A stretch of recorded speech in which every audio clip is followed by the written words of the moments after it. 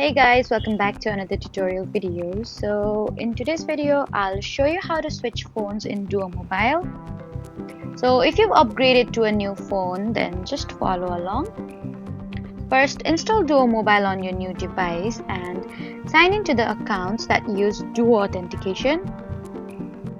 Then open the security settings and choose the option to replace or reactivate your Duo device. Next, you need to scan the new QR code using Duo Mobile on your new phone.